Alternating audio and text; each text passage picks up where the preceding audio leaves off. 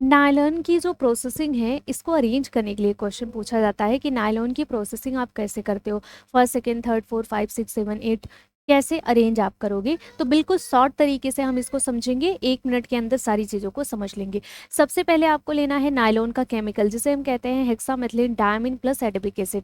इन दोनों में क्या होता है, कार्बन के 6 पॉलीमर पाए जाते हैं, ये भी ध्यान रखना है। उसके बाद हम क्या करेंगे, जब हम इसे मिलाते हैं तो हमें नायलॉन साल्ट मिलेगा, ठीक है। नायलॉन सॉल्ट को हम ऑक्टोक्लेव में गर्म करते हैं। ऑक्टोक्लेव क्या होता है, कुकर लाइक स्ट्रक्चर होता है, जिसमें हम ये सॉल्ट को डालेंगे, गर्म करेंगे, तो हमें पॉलीमराइजेशन लीनियर मिलता है। कहने का मतलब एक श्रृंखला में बधे हुए जो रॉ मटेरियल हैं वो हमें मिल जाते हैं।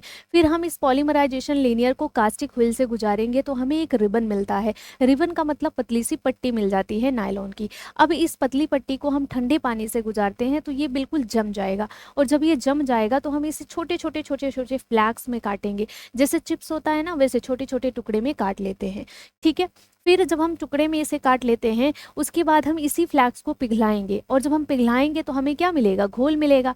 और इसी घोल को हम क्या करते हैं, स्पिन रेट से गुजारेंगे। जब स्पिन रेट से हम गुजारेंगे तो हमें नायलॉन का धागा मिल जाएगा, लेकिन ये धागा मोटा होता है, ये यूज करने के लायक नहीं होता है। फिर हम इसी धागे को रील पर डाल करके या फिर यंत्र पर डाल करके खींचेंगे, कितना, 7 से 8 गुना खींचते हैं, तो हमें नायलॉन का बारीक धागा मिल जाता है। 1 मिनट के अंदर पूरा का पूरा प्रोसेस लर्न हो गया होगा आप सभी को, ठीक है।